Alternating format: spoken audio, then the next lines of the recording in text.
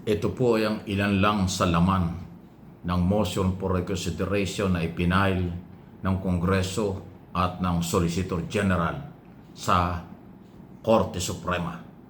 Reverse, reconsider, at saka dismissal the petition for lack of merit ayon dito ho kay ayon ho sa Solicitor General at ang Speaker of the House, Martin Romualdez, tungkol dito ho sa sinasabing labag sa batas ang kanilang ginawa sa proseso ng impeachment laban kay Sara Duterte. Matindi po yung gusto nilang mangyari. At yan po ay sa tingin nila kailangan. Maliban dyan, idiniin po ni Mr. Speaker Romualdez na eksklusibong karapatan, obligasyon ng Kongreso ang impeachment process. Sila lang daw po ang merong karapatan dyan at obligasyon, wala ng iba. At hindi pwedeng ibang tao o ibang ahensya ng pamahalaan ang gumawa niyan. Sila lang daw po. Ibig sabihin, kahit sila may pagrespeto sa Supreme Court, pero pinaninindigan ang kailang trabaho sa ilalim ng saligang batas, sila ang magsisimula ng impeachment bago dalhin ang article of impeachment sa lahat ng impeachable official, hindi lang Sara Duterte dito sa ating bansa. Yan ang madiing sinasabi. At dun ho sa pagdidiing yan sa aking interpretation at opinion, mayroon pong kasamang warning yan at paalaala. Huwag nating kalimutan ang mga Associate Justice at Chief Justice ng Supreme Court, mga impeachable official din yan. Pag mayroong nag-file na pang-aabuso sa kapangyarihan ng mga maestrado at ang magpapile nito ay kahit sinong sibilyan ng mga Pilipino, pwede yang i-sponsor ng congressman. Pwede rin nilang panindigan ang wanted signature or endorser ng mga congressman para kailang ipadala ang article of impeachment sa Senado. Walang magagawa ang Senado dyan. Hindi nila matatanggihan yun. Kapag ginawa ng Kongreso ang article of impeachment, kung sakasakali na merong mag-file ng kaso against justices ng Supreme Court at Chief Justice. Kasi kahit po sino, basta Pilipino ay pwedeng mag-file ng kaso, individual or organization. At pag nakita ng Kongreso na merong basihan, aba ay pwede nilang iproseso yan. Yan po yung aking nakikita.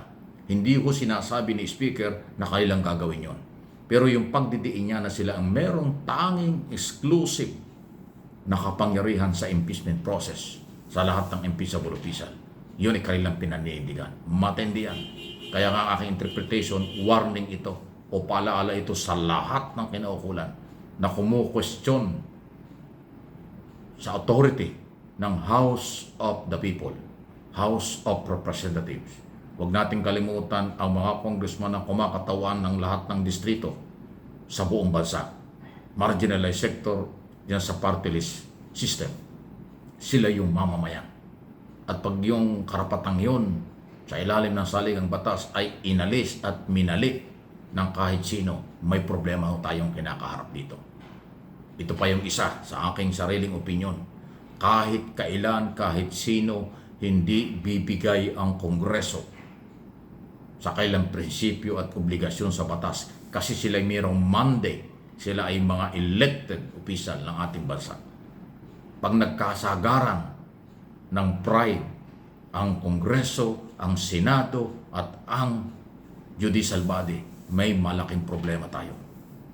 Kaya nga noon ay sinabi ko na, ngayon sasabihin ko ulit, kahit busy si Pangulong Marcos, dapat umaksyon ng Pangulo dito. Gawaan niya ng paraan na hindi lumala ang sitwasyon. Kasi yung pahiwatig na parang warning at paninindigan ni Speaker doon sa kanya sinabi matapos ipile yung motion for reconsideration, ibang mensahe yun. Kaya nga ang kailang laman ng kanilang motion for reconsideration, reverse, reconsider at dismiss to petition for lack of merit. Ay ano ang kanya sinasabi? Mabigat yan. Ang tanong, pakikinggan ba ng Supreme Court? Babawiin ba ng Supreme Court ang kailang ruling? para sa muling mga hindi nakakaintindi o sarado ang kaisipan, yung ruling ng Supreme Court, hindi pa yan final. Pwede pa yang baguhin, pwedeng mabago. At dito sa motion for consideration, na sa tingin ko ay napakalakas ng kanilang paniniwala at paninindigan, pinaninindigan ng saligang batas, ay may malaking challenge sa ating mga maestrado ng Supreme Court. Ayaw ko silang pag-awayan, ayaw natin mag-away sila. Pero pag pride ang pinairal at iisa naman ang batas natin, iisa ang 1987 Constitution, iba-iba lang ang interpretation, may problema. Magkakaroon ng problema. Kahit yung mga abogado na mga member ng Integrated Bar of the Philippines, magkakasalungat din ng paliwanag.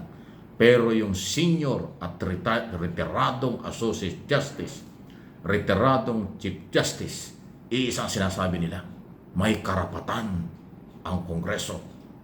Tama yung ginawa ng Kongreso. Baka umabuso raw ang Supreme Court. Baka daw nagkamali ang Supreme Court. Kaya nga dapat reviewing mabuti at aralin ng Korte Suprema. Yan ang paninindigan ni na Chief Justice, former Chief Justice Panganiban, former Chief Justice Puno, at yung mga Associate Justice na sina Gutierrez, Ascuna, at saka Carpio. Hindi biro yan. Mga retirado yan. Kabisado nila ang batas. Kabisado nila ang authority at power ng Supreme Court, ng Kongreso, ng mamamayan at ang Senado. Sila po ay nagsalita na. Ang kailang pakiusap, ikonsidera, magkaroon ng pagbabago o pag-review. Yung iba nga sinasabi, baka pwedeng magkaroon muna ng oral argument or debate ang mga abogado bago magpasya ang Supreme Court. Kasi nga po, hindi maganda. Ngayon po, hindi sumuko ang Congress. Pinanindigan ng kailang trabaho. Abay, crisis ito. Problema talaga ito. Nasa ng katarungan at katotohanan. Pag hindi nagrespetuhan, pag hindi umiral ang tamang probisyon ng batas, kawawa tayo, kawawa ang mamamayang Pilipino. At definitely, ang buong gobyerno ang tatamaan dyan. Kaya nga dapat aksyonan ito ng mga kinaukulan. Ang Pangulo ay meron ng dapat gawin. Ang mga abogado ng gobyerno ay dapat talagang kumilos para maagapan.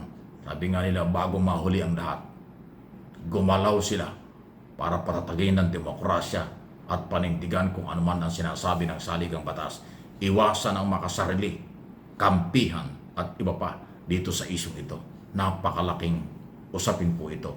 Nakataya ang bansa. Nakataya ang 1987 Constitution. Nakataya ang demokrasyang hindi dapat masira at mawala.